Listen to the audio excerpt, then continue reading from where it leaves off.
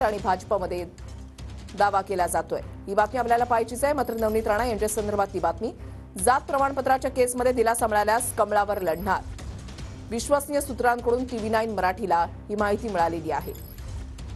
कालच रवी राणा यांनी नागपूरमध्ये देवेंद्र फडणवीस यांची भेट घेतलेली होती। त्यांच्यासोबत सविस्तर चर्चा केली। नवनीत राणा भाजपच्या चिन्हावर लढणार असल्याचं जवळपास निश्चित झालेलं आहे अशी माहिती सूत्रांकडून मिळतेय।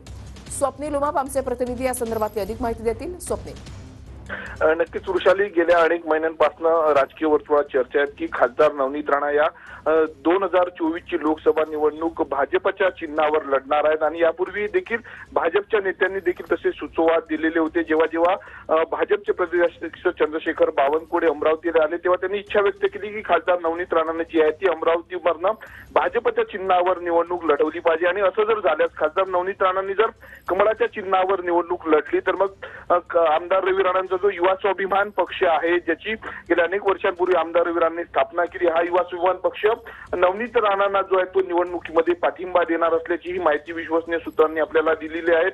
2014 ची लोकसभा निवडणुकीमध्ये जर आपण पाहिलं तर नवनीत राणा या राष्ट्रवादीकडनं निवडणुकीच्या रिंगणात होत्या।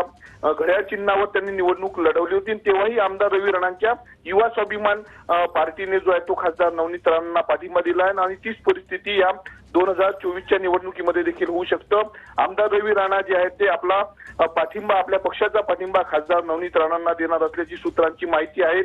काही दिवसांपूर्वी बच्चू कडूंनी वक्तव्य केलं होतं की युवा स्वाभिमान पक्ष देखील भाजपमध्ये जाईल असं वक्तव्य केलं होतं, परंतु आता अशी माहिती मिळते की आमदार रवी राणांचा युवा स्वाभिमान पक्ष जो आहे तो खासदार नवनीत राणांना पाठिंबा देणार आहे। कालच उपमुख्यमंत्री देवेंद्र फडणवीस आणि रवी राणा यांची भेट झाली। तातडीनं जे आहे ते आमदार रवी राणा काल नागपूरला गेलेले होते।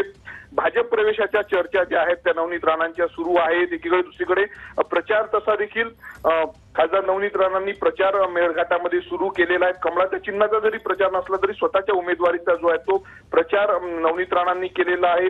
एकंदरीत जर पाहिलं तर अमरावतीकडे जे आहे ते लक्ष लागलेलं आहे राजकीय वर्तुळाचं। खासदार नवनीत राणा या ठिकाणी 5 वर्षापासून खासदार आहेत। भाजपला जो आहे तो त्यांनी सपोर्ट दिलेला आहे। मोदी, शहा आणि उपमुख्यमंत्री देवेंद्र फडणवीस जो निर्णय घेईल तो निर्णय आम्हाला मान्य असेल असं वारंवार जे आहेत ते आमदार रवी राणा म्हणतायत। ज्या पद्धतीनं भाजपने जो वरिष्ठांनी त्यांनी सांगितलं की खासदार नवनीत राणा तुम्हाला कमळावर लढायचं आहे, तर तशी तयारी देखील आता राणा दाम्पत्याने केलेली आहे। जात प्रमाणपत्राचा एक मुद्दा सध्या त्यांच्या न्यायालयामध्ये आहे। निकाल जर सकारात्मक त्यांच्या बाजूने जर लागला तर त्याची उमेदवारी निश्चित असल्याचं मानलं जाते। 2 दिवसांपूर्वी प्रवीण दरेकर अमरावतीच्या दौऱ्यावर होते तेव्हा देखील त्यांनी म्हटलं की खासदार नवनीत राणा यांनी भाजपच्या पुढे नेमकं काय होतंय पाहणं महत्त्वाचं असेल। धन्यवाद स्वप्नील दिलेल्या सविस्तर माहितीसाठी।